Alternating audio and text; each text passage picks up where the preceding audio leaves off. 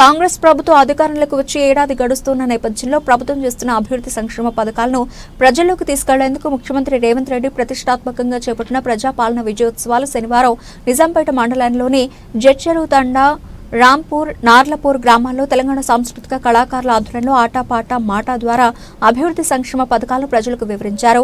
ఈ సందర్భంగా వారు మాట్లాడుతూ మెదక్ జిల్లా కలెక్టరేట్ సమాచార పౌర సంబంధాల శాఖ వారి ఆధ్వర్యంలో సీఎం రేవంత్ రెడ్డి 6 గ్యారంటీలు అమలు చేసిన అభివృద్ధి పథకాలను ప్రజలకు వివరించామన్నారు. ఆర్టీసీ బస్సులో మహిళలకు ఉచిత బస్సు ప్రయాణం, 200 యూనిట్ల ఉచిత విద్యుత్ సౌకర్యం, 500కే గ్యాస్ సిలిండర్, రైతులకు రుణమాఫీ, మహిళలకు వడ్డీ లేని రుణాలు తదితర పథకాలకు సంబంధించి కళాకారులు పాటలు ఆలపించారు.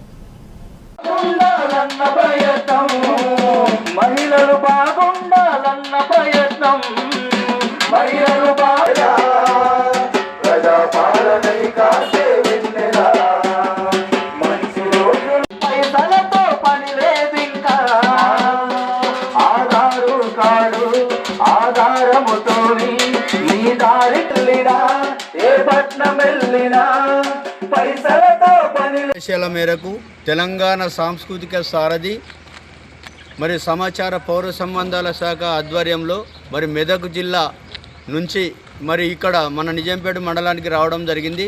ఈరోజు ప్రజాపాలనపై సాంస్కృతిక ప్రదర్శనలు మరి ఈ నెల డిసెంబర్ 7 తారీఖు దాకా ఈ కార్యక్రమాలు నిర్వహిస్తాం.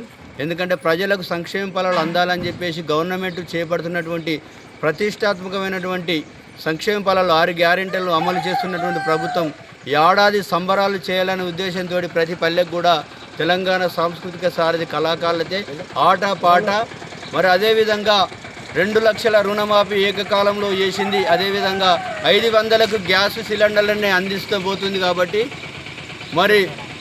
మరి ఆధార్ కార్డు చేతిలో ఉంటే ఉచిత బస్సు సౌకర్యాన్ని కల్పించింది. ఇంకా చాలా కార్యక్రమాలను ప్రవేశపెట్టింది తెలంగాణ గవర్నమెంటు. అందరూ ప్రజలు అందిపుచ్చుకొని సంక్షేమ ఫలాలతో క్షేమంగా ఉండాలన్నదే ప్రభుత్వ ధ్యేయం. కాబట్టి ఈ సంక్షేమ పథకాలు ప్రజలు వినియోగించుకోవాలి. అందుకే ఈ